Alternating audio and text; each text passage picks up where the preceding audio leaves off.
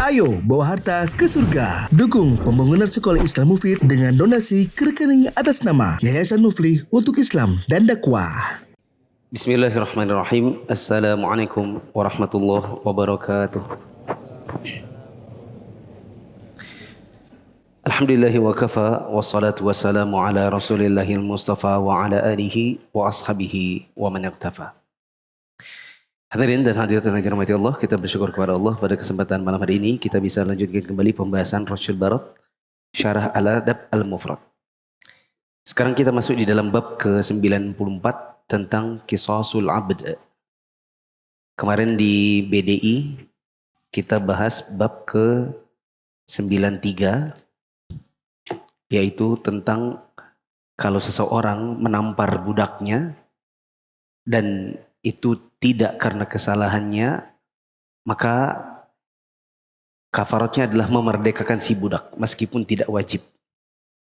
Di bab ke-92 kita bahas tentang menghindari memukul di bagian wajah. Bab 91 kita bahas kemarin tentang larangan menyumpahi dengan kata-kata semoga Allah memburukkan wajahmu. Mari kita baca 94. Qisasul Abd. Bab ke-94, Qisas budak. Hadis ke-181. Qisas di sini maksudnya sesuatu dibalas sesuatu. Jadi nanti seseorang ketika dia melakukan sesuatu kepada budaknya seperti memukulnya, menamparnya atau menghukumnya yang lebih dari itu nanti akan ada balasannya di qisas di hari kiamat. Dibaca dulu. Muhammad bin Yusuf dan juga Qabisah mengabarkan kepada kami. Keduanya berkata, Sufyan mengabarkan kepada kami dari Habib bin Abi Sabit, dari Maimun bin Abi Syabib. An Ammar ibn Yasir qal. Dari Ammar bin Yasir ia berkata, La yadribu ahadun abdan lahu wa huwa zalimun lahu illa uqida minhu yaumal qiyamati. Tidaklah seseorang memukul seorang budaknya dengan zolim kepadanya, melainkan dia di hari kiamat kelak akan dituntut pembalasan darinya. Penjelasan kata sampai kandungan hadis. Penjelasan kata, uqidu minhu, yaitu digiring karena sang budak akan melakukan qisas terhadapnya. Kandungan hadis. Kandungan hadis, anjuran agar berbuat baik kepada para budak, berlaku lemah lembut terhadap mereka, dan larangan memukul mereka dengan secara zolim dan semena-mena. Di sini ada perkataan Ammar bin Yasir bahwa tidaklah seorang memukul budaknya dengan cara yang zalim, melainkan nanti di hari kiamat dia akan dituntut pembalasan oleh si budak itu tadi. Ini di minggu lalu sempat kita sebutkan. Di sini firman Allah Ta'ala, wa jazaa'u sayyi'atin sayyi'atun mithluha. Dan balasan sebuah keburukan seharusnya paling banter adalah yang semisalnya. Berarti ini adalah impas. Harusnya maksimal impas. Maksimal impas. Faman 'afa wa aslaha fa ajruhu 'ala Allah. Tapi siapa yang memaafkan, maka nanti diberi pahala. Berarti kalau ada keburukan dilakukan oleh budak, begitu juga karyawan, admin, atau siapapun di bawah kita, maka kita maafkan, maka kita dapat pahala. Kata Allah, innahu la yuhibbul zalimin. Dan Allah tidak mencintai, tidak menyukai orang-orang yang berbuat zalim. Yaitu yang balasannya atau hukumannya lebih besar daripada kesalahannya. Surat Asy-Syura ayat 40. Maka sebagaimana kata Ammar tadi, barang siapa yang melakukan kezaliman kepada budaknya, nanti di hari kiamat dia akan dituntut balas. Teman-teman bisa lihat di papan tulis lagi, ada riwayat tapi saya tulis pendek di situ. Karena riwayatnya sangat panjang, jadi saya kasih potongannya saja. Nanti teman-teman silakan cari di aplikasi hadis yang minggu lalu saya sebutkan. Kata Nabi SAW, yuhsyaru an-nasu yaumal qiyamati uratan ghurlan buhman. Cari selengkapnya di website dorar.net atau ensiklopedia hadis. Mari saya bacakan lengkapnya. Nabi SAW mengatakan, yuhsyarul ibadu atau yuhsyarun nasu yaumal qiyamati auratan ghurlan buhman. Nanti di hari kiamat orang-orang akan dikumpulkan oleh Allah dalam keadaan telanjang, tidak ada yang berkhitan. Jadi kalau di dunia sudah bersunat, maka di hari kiamat dikumpulkan dalam kondisi tidak sunat. Dan buhman. Ngomong-ngomong, ketika Aisyah radhiyallahu anha, istri Nabi, pernah mendengar bahwa kita akan dikumpulkan dalam kondisi telanjang, maka Aisyah sempat nanya, ya Rasulullah, telanjang? Berarti satu sama yang lain saya lihat. Maka Nabi SAW mengatakan, urusan di hari kiamat itu terlalu besar, sehingga orang tidak ada sempatnya lagi memikirkan aurat satu sama yang lain. Nah, para sahabat bertanya, kalau buhman itu apa? Ya Rasulullah, wama buhman? Kami bertanya, apa itu buhman? Maka Nabi SAW menjawab, laisa ma'ahum syai'. Yaitu datang dalam kondisi tidak bawa apapun. Jadi sudah telanjang, tidak berkhitan, tidak bawa apa-apa. Tidak ada hartanya. Uang pakaian aja nggak ada. Tsumma yunadihim bi sautin yasma'uhu man ba'uda kama yasma'uhu man qaruba. Kemudian ada sebuah panggilan yang suaranya itu didengar oleh siapapun yang jauh sebagaimana yang didengar oleh siapapun yang dekat. Suara ini adalah suara Allah, di mana Allah mengatakan, Anad Dayyan, Anal Malik. Saya yang akan menentukan balasan dan sayalah yang berkuasa. La yanbaghi li ahadin min ahli an-nari an yadkhula an-nara wa lahu 'inda ahadin min ahli jannati haqqan. Tidak layak untuk siapapun yang menjadi penghuni neraka untuk masuk neraka apabila dia masih punya hak kepada ahli surga sebelum nanti dikisos terlebih dahulu. Jadi meskipun nanti takdirnya masuk neraka, kalau dia masih punya hak sama yang ahli surga, itu pun tetap akan dikisos. Hatta uqussah minhu. Wa la yanbaghi li ahadin min ahli jannati an yadkhul jannata li ahadin min ahli an-nari 'indahu haqqun hatta aqussah minhu. Dan tidak pantas, tidak layak, tidak diperkenankan bagi orang-orang yang menjadi penghuni surga untuk masuk surga terlebih dahulu, padahal dia masih memiliki hak yang ada pada salah satu dari ahli neraka sampai dikesos terlebih dahulu. Hatta lutmata. Sampai urusan tampar menampar. Nanti akan ada kisosnya. Akan ada transaksinya. Qulna kaifa wa innama na'ti uratan ghurlan buhman. Ya Rasulullah, bagaimana caranya transaksi di antara ahli surga dengan ahli neraka, padahal datangnya tadi apa tadi? Padahal mereka datangnya dalam kondisi telanjang, terus nggak berkhitan, terus nggak bawa apa-apa. Apa yang bisa ditransaksikan? Kalau seandainya di dunia kan ya bisalah bayar diat, bisalah ya uang damai. Kayak apa di hari kiamat kita bertransaksi dengan hak satu sama yang lain? Maka Nabi SAW mengatakan al-hasanatu was-sayyi'at. Nanti bahan transaksinya adalah kebaikan dan keburukan. Bagaimana cara transaksinya? Detailnya ada di riwayat yang satu lagi.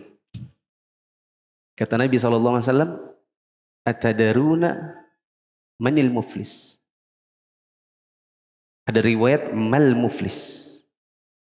Apakah kalian tahu siapa itu orang bangkrut? Nanti teman-teman gunakan dorar.net atau ensiklopedia hadis 9 imam. Di App Store ada, di Play Store ada. Teman-teman bisa cari lengkapnya. Lengkapnya begini. Nabi SAW pernah bertanya kepada para sahabat, Atadruna manal muflis? Apakah kamu tahu? Apakah kalian semua tahu siapa itu orang yang bangkrut? Maka mereka dengan polosnya menjawab, meskipun jawaban itu juga tidak salah. Mereka mengatakan, al-muflisu indana man la dirhama lahu wa la mata'. Al-muflisu indana man la dirhama lahu wa la mata'. Orang bangkrut itu adalah orang yang tidak punya uang, tidak punya barang. Kayaknya gitu deh. Salah enggak ini? Sebenarnya tidak salah juga. Tapi Nabi SAW ingin mengajarkan kepada mereka, para sahabat, tentang makna yang lebih dalam. Beliau berkata, innal muflisa, sesungguhnya orang-orang yang muflis itu adalah min ummati, dia dari kalangan umatku, ya'ti yaumal qiyamati bi sholatin wa siyamin wa zakatin. Yang nanti di hari kiamat mereka datang dalam kondisi membawa pahala salat, puasa, zakat. Tapi juga bawa kezaliman. Juga bawa pahala, bawa apa? Kezaliman. Apa yang dilakukannya? Ya'ti wa qasyatama hadza. Dia datang dalam kondisi pernah menzalimi seseorang dengan mengumpatnya. Wa qadzafa hadza, dan menuduhnya dengan tuduhan yang fitnah. Wa akala mala hadza, dan pernah makan hartanya orang. Wa safaka dama hadza, dan dia pernah menumpahkan darahnya orang yang lain. Wa daraba hadza, pernah mukul orang. Ya. Macam-macam sudah yang dilakukannya. Fa yu'ta hadza min hasanatihi wa hadza min hasanatihi. Untuk orang yang dia pukul akan dikasih pahalanya buat orang itu. Untuk orang yang dia caci dikasih pahalanya dari dia untuk orang itu. Untuk orang yang kena fitnah nanti pahalanya dia akan ditimpakan, diberikan kepada orang yang dia fitnah. Dan seterusnya dikasih satu persatu dari pahalanya orang yang tadi bawa pahala sholat, zakat, puasa, tapi juga bawa dosa kezaliman. Kemudian fa in fanayat hasanatuhu qabla an yuqdama alaihi ukhidha min khatayahum fatrahat alaihi thumma taraha finnar. Nanti kalau ternyata pahala-pahalanya sudah habis, diberikan kepada orang-orang yang dia zalimi tadi, dengan dituduh, difitnah, dipukul, diambil hartanya, ditumpahkan darahnya, habis pahalanya buat bayar itu semua, maka nanti akan diganti dengan dosanya orang-orang yang dizalimi tadi, lalu ditimpakan ke dirinya. Lalu setelahnya dia dimasukkan ke dalam neraka. Waliyadzubillah. Begini cara transaksinya. Ya. Maka jamaah yang dirahmati Allah, hendaknya kita satu sama yang lain, ya paling tidak mulai hari ini setelah mendengar hadis ini. Meskipun kalau sudah lama ngaji pasti sudah sering dengar hadis ini. Ya, kita mulai berpikir siapa-siapa saja dari orang-orang yang mungkin kita pernah ambil sesuatu dari mereka dan itu kezaliman. Ya.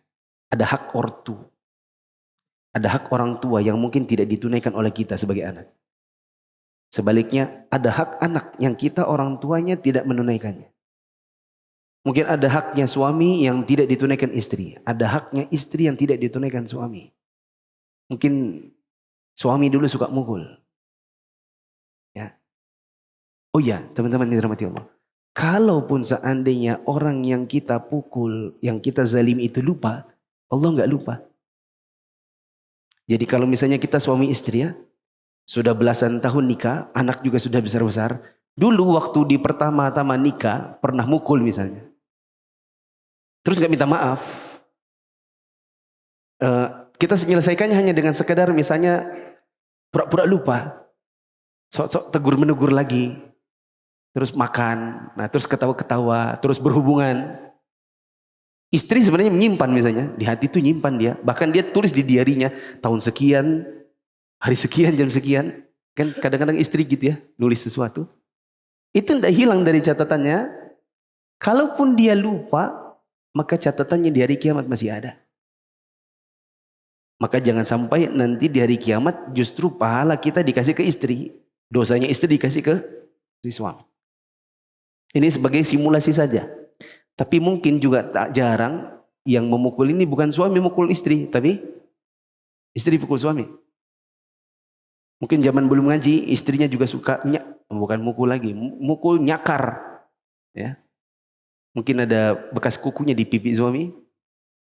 Maka ini perlu diingat lagi, lalu kemudian dimintai keridhaannya. Jangan sampai wafat dalam kondisi masih ada sisa-sisa kezaliman yang dibawa nanti di hari kiamat. Bukan cuma internal di dalam rumah, kita juga harus memikirkan hubungan kita dengan orang di luar rumah.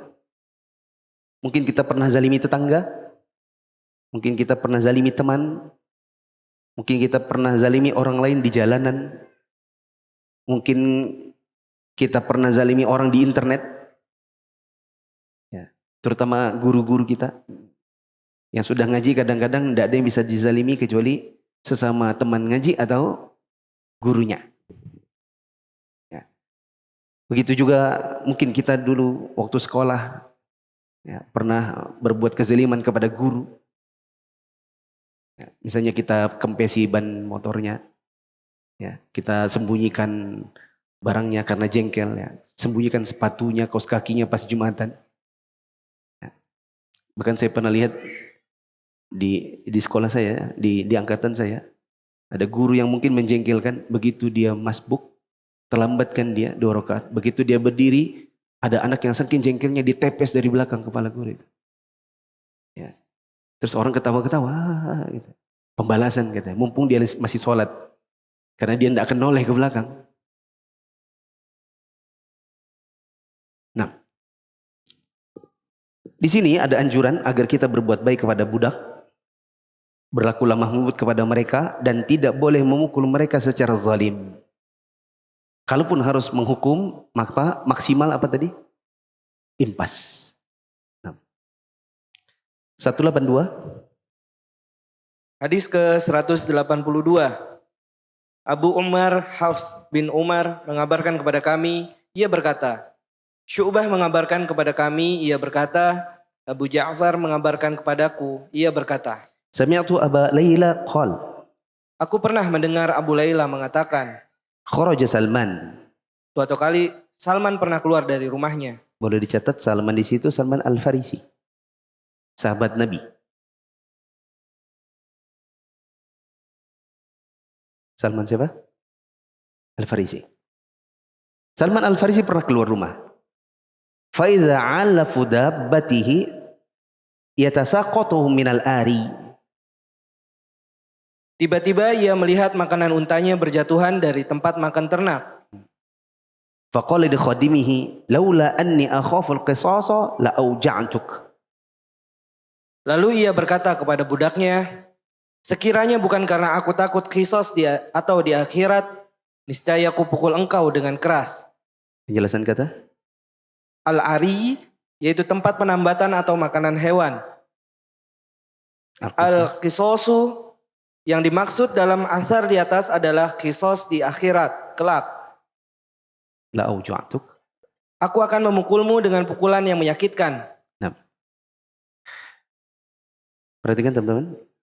Abu Layla pernah berkata, saya pernah lihat Salman, sahabat Nabi. Dia keluar dari rumah dan tiba-tiba dia melihat makanan untanya itu berjatuhan dari tempat makan ternak. Ketika melihat makanan untanya jatuh dari tempat makanan, maka Salman ini begitu marah. Saking marahnya maka dia berkata, laula anni akhaful qisas la auja'tuk. Kalau bukan karena takut di hari kiamat nanti ada kisos, kupukul kamu dengan keras. La auja'tuk itu kupukul kamu yang menyakitkan, bukan cuma pukul main-main. Bukan cuma bukan begitu. Ya kamu ini. Bukan begitu. Kalau bukan karena takut di kisos dari kiamat, kupukul kamu dengan keras yang betul-betul menyakitkan. Ini kan ekspresi sangat jengkel. Saya kira kalau kejadiannya baru sekali mungkin Salman tidak begitu marah. Sebagaimana kita kalau misalnya punya ART di rumah atau kita punya karyawan, punya admin, kesalahannya itu aja. Yang sudah diingatkan. Jadi timbul rasa jengkelnya. Ya. Mungkin jatuhnya makanan unta dari tempat makanan ternak ini sudah sering. Sehingga apa? Mungkin membuat Salman merasa ini kan rugi makanan kayak gini, mubazir ini. Ya. Maka dia mengatakan, kalau bukan karena takut di kisos, maka kamu akan kupukul yang menyakitkan. Tapi apakah dilakukan oleh Salman? Jawabannya tidak. Kandungan hadis? Kandungan hadis yang pertama, dibolehkan mengingatkan dan mendidik budak ketika dia malas dan melalaikan tugas. Nah, boleh untuk kita mengingatkan atau mendidik apabila orang di bawah kita itu malas atau lalai. Ya, ini juga sebagaimana saya berulang kali menyebutkan, kalau di masa lalu ini diberlakukan kepada budak, mungkin kalau di zaman sekarang diberlakukan kepada karyawan, admin, kameramen, ya kameramen. Kalau diingatkan, mungkin karena ada hal yang mungkin lalai. Tapi ya ini juga harus berekskalasi, artinya ada tahapan. Jangan juga seorang atasan, cuman masalah kecil marah, apa-apa marah. Ya. Artinya harus diingatkan. Nanti ada ingatan yang masih lembut, nanti ada ingatan agak setengah keras. Lalu nanti ada peringatan keras. Kedua? Kandungan hadis yang kedua, wajib bagi seorang muslim takut kepada hukuman Allah atas perkara yang berkaitan dengan budaknya. Nah, langsung yang ketiga, tidak ada di situ. Boleh dicatat. Pikir dulu sebelum berbuat. Berpikir dulu sebelum berbuat. Dari mana faidah ini kita ambil? Berpikir dulu sebelum berbuat. Faedahnya dari Salman. Salman kalau mengikuti kata hati sama getaran tangan, ya, dan mengikuti suhu hati itu pengennya apa? Mukul. Tapi apakah dilakukannya? Tidak dilakukannya. Soalnya dia mikir dulu. Apa yang dia pikirkan? Dia pikirkan ini diantaranya adalah dia sudah tahu bahwa di hari kiamat nanti ada qisas. Nanti kalau seandainya pukulannya ternyata di hari kiamat ditimbang ternyata dia zalim, maka dia masuk neraka. Kan? Berapa harga makanan ternak jatuh dari tempat itu? Misalnya kalau ditimbang-timbang atau dijual, oh harganya kalau dirupiahkan misalnya 30.000 jatuh. Salman mau mukulnya sekeras apa? Misalnya satu kali uppercut, ya kan? Jeduk, kena rahang misalnya. Mungkin berdarah bibir bawah, tergigit. Ya. Nah ini kalau di hari kiamat ditimbang berapa? Darahnya berapa? Sakit rahangnya berapa? Ya, kalau dia jab di bagian perut, itu ditimbang berapa? Takutnya itu 3 juta. Sementara yang jatuh berapa? 30.000. Makanya dia mikir, ini kalau saya pukul, di hari kiamat nilainya 3 juta. Atau 3 dinar. 1 dinar berapa gram kemarin? Siapa masih ingat? 1 dinar berapa gram? 4,25 gram emas. Sementara yang dijatuhkan berapa? Makanya dia mikir, ini kalau saya pukul. Khawatirnya malah nanti saya yang kena masalah di hari kiamat. Begitu. Maka ini teman-teman, kita juga ya teman-teman. Terutama apa ya, kayak di zaman sekarang ini kan banyak video-video orang kelahi di jalan ya. Kalau di jalanan laki-laki lawan laki-laki biasanya. Ya. Pertama, apa. Baru mulai mukul sedikit, tak, dus, gitu ya. Kalau perempuan awam biasanya ketemu sama pelakor. Tapi kalau perempuan yang sudah ngaji biasanya ketemu sama madunya. Ya. Paham kan maksud saya? Itu sebelum melakukan sesuatu mikir dulu itu. Turun dari mobil, mau diapain orangnya? Sebelum melakukan sesuatu pikir dulu. Khawatirnya hanya gara-gara lecet 10 cm, terus pipi ini tergores pisau 10 cm. Berapa harganya 10 cm untuk mobil? Dengan penyembuhan yang begitu lama. Di pipi, di rahang, di perut, di dada. Ya, maka sebelum melakukan pikir dulu. Ini saya juga mau kasih peringatan nih. Saya baru dengar juga kasus begini. Nggak usah.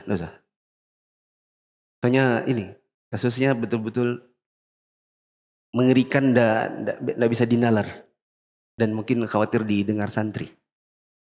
183. Hadis ke-183. Abu Rabi' mengabarkan kepada kami, ia berkata, Ismail mengabarkan kepada kami, ia berkata, Al-A'la mengabarkan kepada kami dari ayahnya.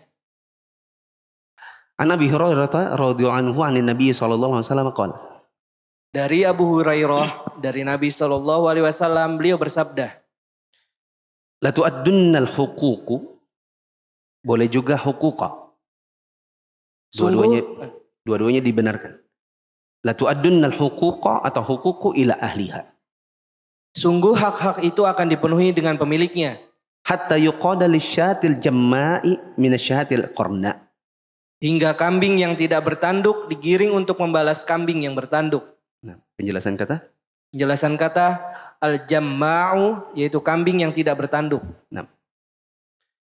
Nabi SAW mengatakan, sungguh hak-hak itu nanti akan dipenuhi bagi para pemiliknya, kalau seandainya belum ditunaikan. Sampai-sampai, kata beliau, kambing yang tidak bertanduk nanti akan digiring untuk balas kambing yang bertanduk. Karena di dunia tentu yang menyakiti kambing yang bertanduk, sedangkan yang tidak bertanduk itu biasanya korban di kepalanya. Nanti di hari kiamat, kambing ini pun akan digiring untuk membalas kambing yang bertanduk. Nah, ini kurang lebih seperti riwayat yang saya tuliskan di papan tulis. Itu riwayat keberapa teh? 183. Ya. Nah ini 183. Kata Nabi SAW kepada Abu Dzar, hal tadri fima tantatihan. Abu Dzar tahu nggak kenapa itu dua kambing itu? Ya. Mereka itu kenapa berebut apa gitu? Ya. Berebut apa kok kelahi itu kambing? Apa rebutan makanan kah? Atau mungkin saling mengejek dalam bahasa kambing? Ya. Atau nyebut nama bapaknya? Ngolok-ngolokan ya, sebut nama bapaknya. Jadi Rasulullah SAW bersama Abu Dzar menemui ada 2 ekor kambing yang saling tanduk-menanduk. Maka Nabi SAW mengatakan, ya Abu Dzar, hal tadri fima tantatihan? Abu Dzar, kamu tahu nggak kenapa itu kambing saling menanduk? Maka tentu karena Abu Dzar tidak bisa bahasa kambing, tidak ngerti kenapa kambing kelahi, maka dia mengatakan, oh tidak tahu ya Rasulullah. Maka Rasulullah mengatakan, lakinnallaha yadri wa sayaqdi bainahuma. Tapi meskipun kamu nggak tahu, kita nggak tahu, tapi Allah Maha tahu. Kenapa itu 2 kambing saling menanduk? Dan nanti dari kiamat Allah akan menjadi hakim dan mengadili keduanya.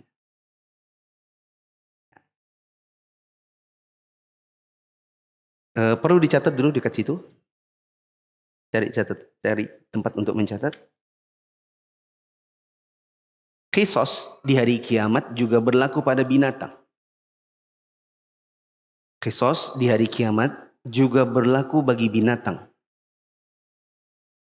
Namun bukan untuk masuk surga atau neraka.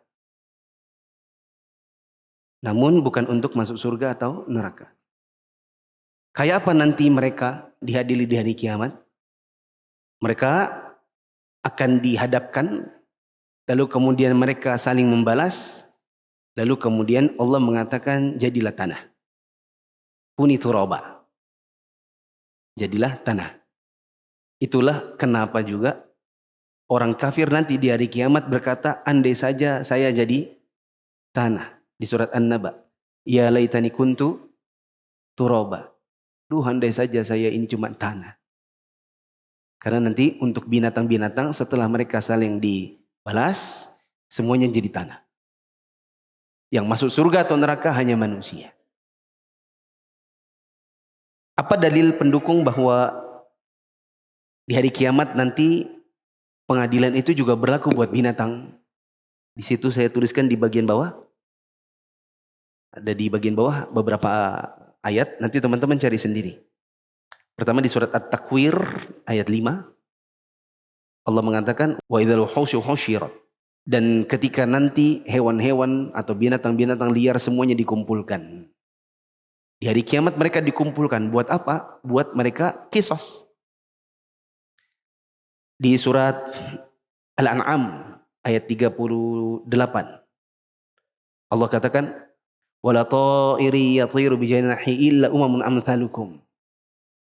Dan tidaklah burung yang mereka terbang dengan sayap-sayap mereka, dengan kedua sayapnya, melainkan mereka adalah umat seperti kalian.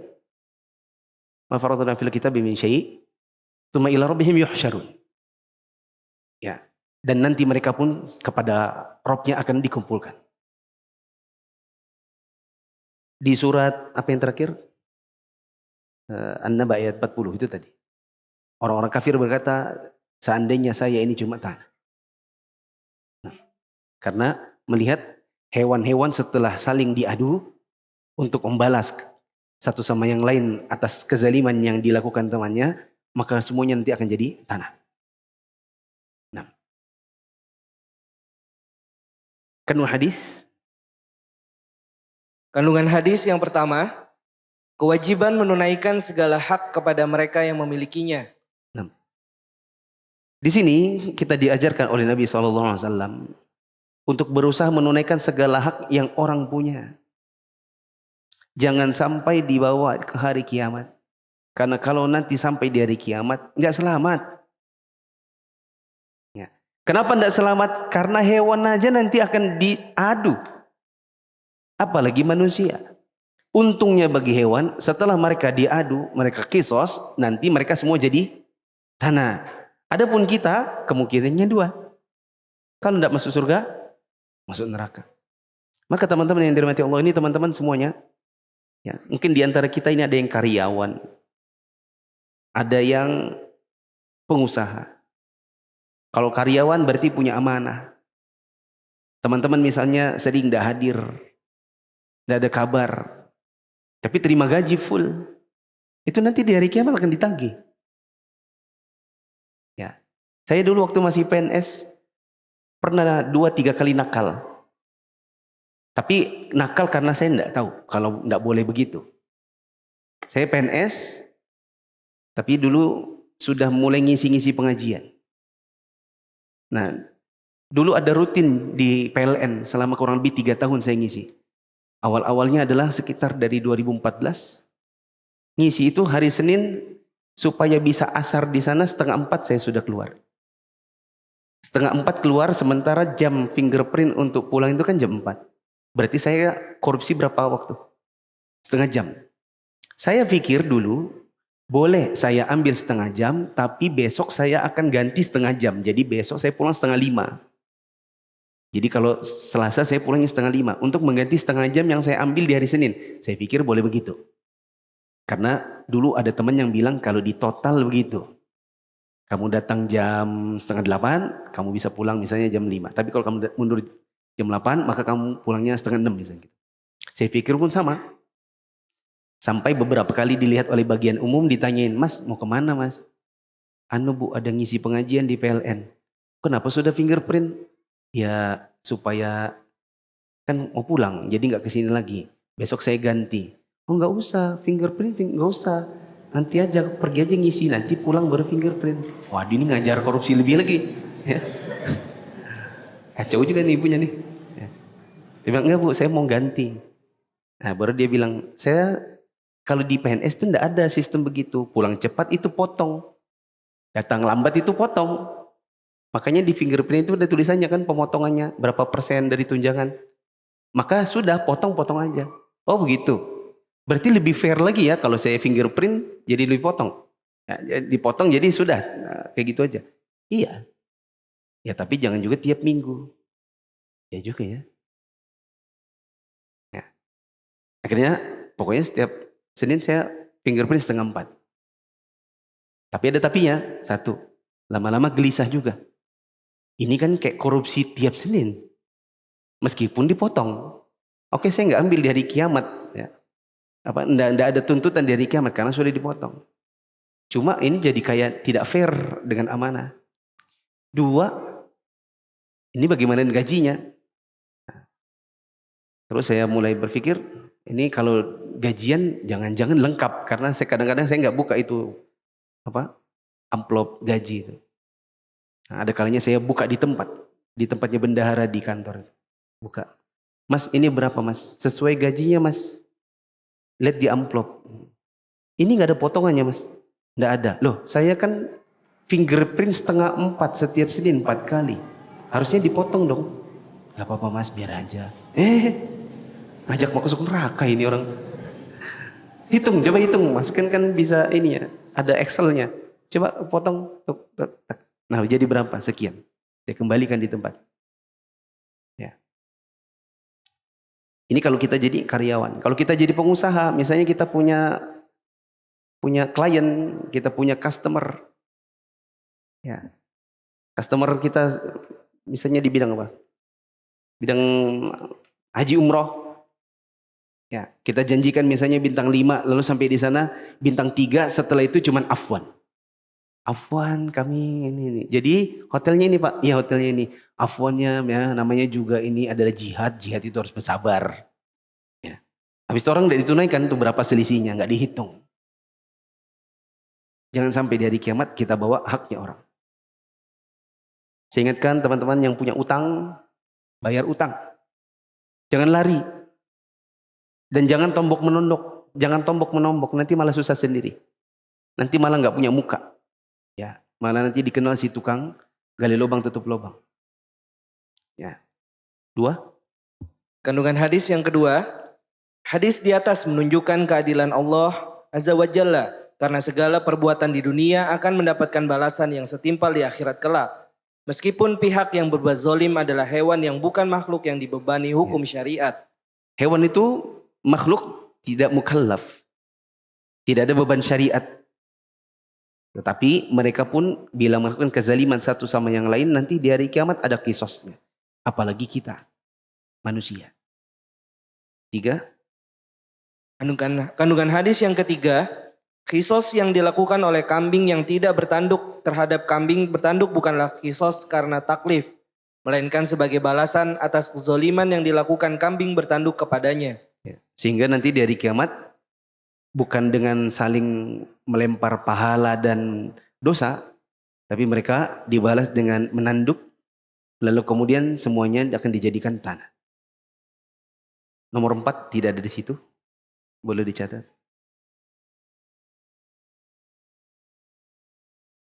Ini kabar gembira.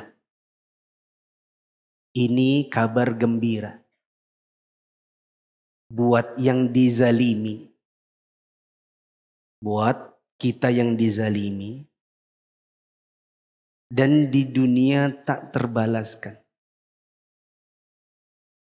Buat kita yang dizalimi dan di dunia tidak terbalaskan. Nanti kita akan dapat tambahan pahala di hari kiamat. Dan dosa kita dikurangi. Ini kabar gembira bagi orang-orang yang dia terzalimi di dunia dan di dunia tidak terbalaskan. Misalnya dia dizalimi kakak kandungnya. Orang tuanya wafat meninggalkan warisan. Warisan tidak dibagi. Kakak kandungnya jual, hartanya habis.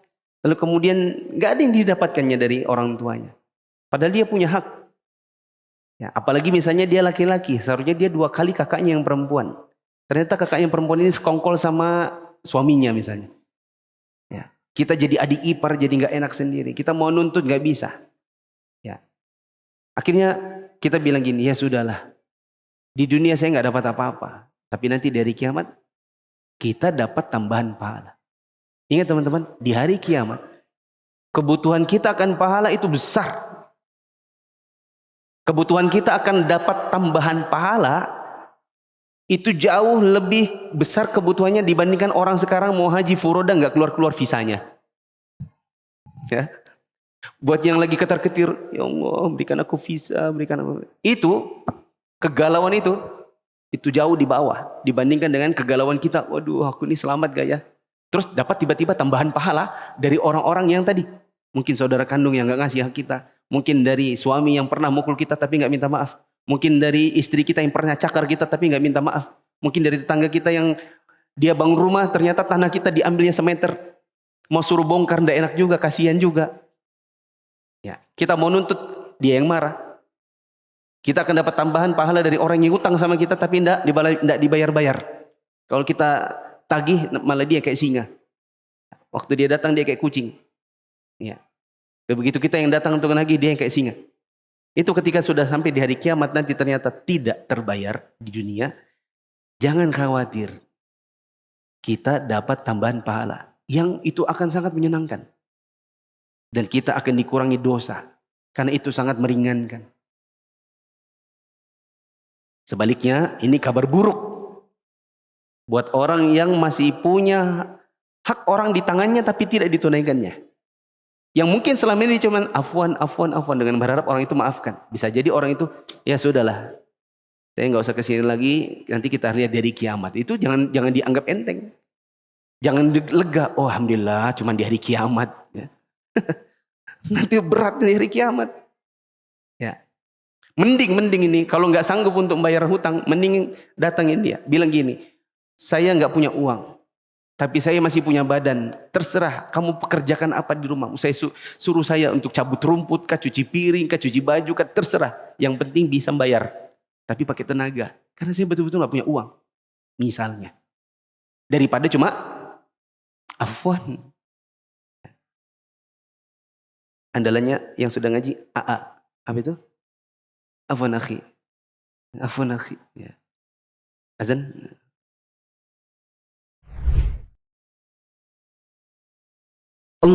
Allahu Akbar, Allahu Akbar, Allahu Akbar, Allahu Akbar. Ashhadu an la ilaha illallah.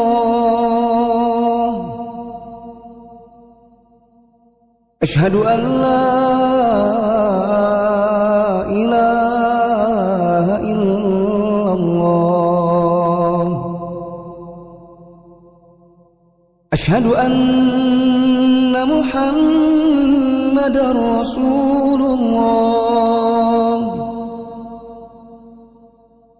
Ashhadu anna Muhammadar Rasulullah. Hayya 'alas salah.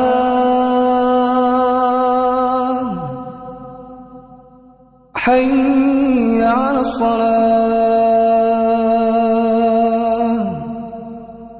Hayya 'alal falah. Hayya 'alal falah. Allahu Akbar, Allahu Akbar. La ilaha illallah.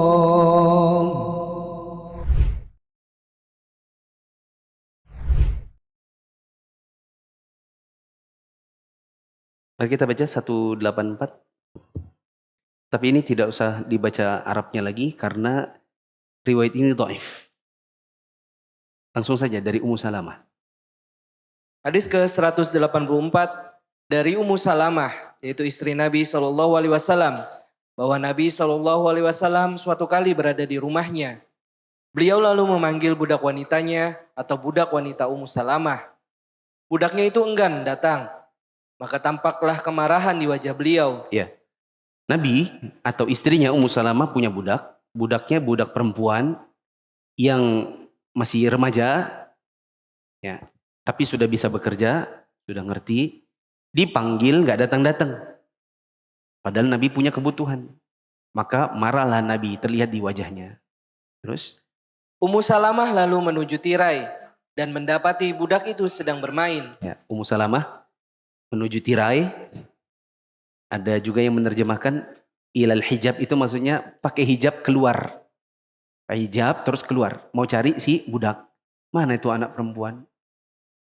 Ternyata anak itu sedang main apa? Main hewan. Lagi main sama kambing. Terus? Saat itu beliau memegang siwak dan bersabda, "Kalau sekiranya bukan karena takut akan dituntut pembalasan di hari kiamat, sungguh engkau akan kusakiti dengan siwak ini." Ya.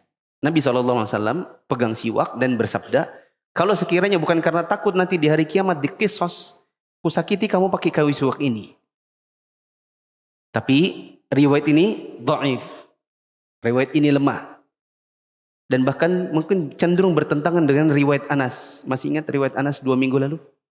Nabi SAW diceritakan Anas bilang apa? Apa kata Anas tentang Nabi? 10 tahun saya kerja sama Nabi, melayani beliau, Nabi tidak pernah bilang, kenapa kok gini Nas? Kenapa kok nggak gitu Nas? Apalagi kata-kata, kalau bukan karena takut kisos, maka kusakiti kamu pakai kayu siwak. Apakah mungkin Nabi SAW mengucapkan demikian? Alhamdulillah, riwayatnya dhaif dan cenderung tidak mungkin dikarenakan Nabi SAW kepada Anas saja tidak demikian. Apalagi kepada budak perempuan. Nah, lanjut 185. Hadis ke-185. Muhammad bin Bilal mengabarkan kepada kami, ia berkata, Imran mengabarkan kepada kami dari Qatadah, dari Zuzarah bin Aufa. An Abi Hurairah radhiyallahu anhu qala, dari Abu Hurairah ia berkata, qala Rasulullah sallallahu alaihi wasallam, Rasulullah sallallahu alaihi wasallam bersabda, man daraba darban uqtassa minhu yaumal qiyamah. barang siapa memukul satu pukulan, niscaya akan dikisos atau dimintai balasannya pada hari kiamat. Ya, perhatikan teman-teman. Rasulullah bersabda, barang siapa memukul satu pukulan nanti dikisos. Riwayat ini kalau kita pahami, lah cuman mukul tok, itu dikisos. Berarti kalau mukul anak dikisos kah? Padahal Nabi yang bilang, dan pukul anakmu kalau nggak mau sholat di usia 10. Nabi suruh kita pukul anak kalau nggak mau sholat. Ternyata kita dikisos, begitukah? Jawabannya ini adalah riwayat yang sifatnya mutlak dan takyidnya ada di 186. Coba dibaca 186 biar lebih jelas. Dari Abu Hurairah, dari Nabi SAW beliau bersabda, Man daraba darban zulman uqtasa minhu yaumal qiyamah. barang siapa yang memukul satu pukulan secara zolim, niscaya ia akan dikisos atau dimintai balasannya di hari kiamat. Ya. Jadi 185, 186 kalau digabung, yang akan dikisos itu adalah pukulan yang sifatnya zalim. Boleh dicatat dekat situ. Zalimnya ada 2. Zalim itu ada 2. Mukul yang zalim yang nanti di hari kiamat dapat kisos itu 2. 1, yang lebih keras daripada kesalahan. 1, lebih keras daripada kesalahan. Misalnya anak kita cuma jatuhkan piring itu seng itu. Ada kan piring-piring, tahu ya piring seng itu. Hanya menimbulkan bunyi saja, kelantang gitu saja. Langsung bapaknya, bikin ribut itu, plak, tampar. Ya. Padahal tidak ada yang rugi, cuma menyembuhkan suara saja. Ya, langsung main tempeleng. Atau guru di sekolah. Atau guru di pondok, yang paling sering di pondok. Ya. Karena kalau di pondok itu kan setahun sekali baru pulang, jadi ngadunya lama. Mungkin guru kadang-kadang itu merasa aman. Tidak seperti yang guru harian. Ya, guru yang harian mungkin khawatir mencubit nanti tiba-tiba besok datang wali murid. Tapi kalau di pondok itu sering musyrif, santri-santri pengabdian itu kadang-kadang ingin menyalurkan rasa balas dendamnya. Ya. Dilakukan kepada sesama santri misalnya. Cuma salah sedikit, ya langsung main pukul. Nah ini model pertama. Yang kedua, dipukul tanpa alasan. Dipukul tanpa alasan atau kesalahan? Dipukul tanpa kesalahan. Misalnya tidak dibuktikan terlebih dahulu, betulkah dia melakukan kesalahan? Seperti Salman tadi. Salman kan bilang nih, kalau bukan karena takut dikisos, saya pukul kamu. Bisa jadi Salmannya juga mikir, itu mungkin yang jatuhin makanan unta. Bisa jadi bukan karena budak, bisa jadi. Atau ya oke, memang itu kelalaian. Tapi mungkin sekarang lalai, yang kemarin bukan. Atau yang besok lagi kalau terjadi lagi, bisa jadi bukan karena si budaknya. Misalnya si untanya sendiri yang main itu tempat makanan jadi tumpah. Ya kan? Jadi kadang orang dipukul bukan karena kesalahan. Ini juga kezaliman. Nah. Nabi SAW mengatakan di riwayat yang paling ujung, di bagian sana. Ini tinggal berapa menit ya? 3 menit. Nabi SAW mengatakan, "Idmanu li sittan min anfusikum adman lakum al-jannata." Jaminkan untukku 6 dari diri kalian, aku jamin buat kalian surga. Saya jamin buat kalian dapat surga. Nih, jaminan surga. Tapi jaminkan juga buat saya, kalian terjaga dari 6. Apa kata Nabi SAW tentang 6 ini? Ya, nanti teman-teman cari sendiri selengkapnya. Kata beliau, "Usduqu idza haddatstum." Jujur kalau bicara. Wa aufu idza wa'adtum. Tepati bila janji. Wa addu idza tumintum. Tunaikan bila kamu diberi amanah. Wahfazu furujakum. Jaga kemaluan. Wa ghaddu absarukum. Tundukkan pandangan. Satu lagi, wa kufu aydiyakum. Tahan tangan. Tahan tangan biar apa? Biar tidak dikit-dikit main geplok. Ya. Tahan tangan. Ini orang yang menahan dirinya dari suka menampar, maka Allah pun akan menjaminkan untuk dia satu tempat di surga. Ya. Maka berbahagialah buat istri-istri kalau nikah sama suaminya, sudah belasan tahun suaminya belum pernah nampar sama sekali. Ya. Kalau ada yang dia pukul pun, yang pukul guling, bantal. Jadi tidak ada yang sakit. Ya. Adapun suami-suami yang mungkin pernah ada riwayat nempeleng istrinya, memukul istrinya, maka segera minta maaf, memang kau itu, sebelum datang hari kiamat. Ya, ini enggak main-main. Untuk guru-guru yang demikian juga. Seandainya guru ada yang dulu suka main tempeleng. Ada riwayat Nabi SAW di perang Badar. Mungkin teman-teman pernah dengar ya. Nabi SAW waktu perang Badar membariskan pasukan. Tapi dibariskan pakai kayu. Nah, ada yang diginikan dadanya. Tek tek tek. Karena terlalu maju. Mundur, maksudnya gitu, mundur. Yang diginikan dadanya bilang, "Ya Rasulullah, saya merasa sakit. Saya minta dikisos. Saya minta kisos." Ya. Rasulullah nggak bilang, masa gitu aja sakit. Nabi nggak bilang gitu. Ya. Cemen betul sih. Cuma digini aja kok. Kayak seginiin aja. Nggak, Nabi bilang, buka dada. Kisos. Ya, Nabi nggak main-main. Tapi sama sahabat itu tidak dikisos, tapi dia langsung meluk Nabi. Nggak mungkin saya mengkisos orang yang kita cintai. Ya. Nah, terakhir di surat Al-Ma'arij ayat 11 sampai 14. Mungkin di bagian bawah sana saya tuliskan. Di surat Al-Ma'arij ayat 11 sampai 14 Allah mengatakan, "Yubassarunahum yawadul mujrimu law yaftadi min 'adzabi yawma idzin bibani wa sahibatihi wa akhihi wa fasilatihi allati tu'wi wa man fil ardi jami'an tsumma yunji." Allah mengatakan, orang yang berbuat kezaliman itu dia berharap nanti di hari kiamat supaya bisa selamat dari azab hari kiamat, kalau bisa dibalas saja. Meskipun yang balas itu anaknya sendiri. Meskipun yang balas adalah istrinya sendiri atau keluarga yang selama ini dia lindungi. Yang penting selamat. Bahkan dia minta untuk dibalas oleh orang-orang sedunia. Yang penting selamat. Maka dari sini kita belajar agar tidak bermudah-mudahan dalam sisi melalaikan hak orang.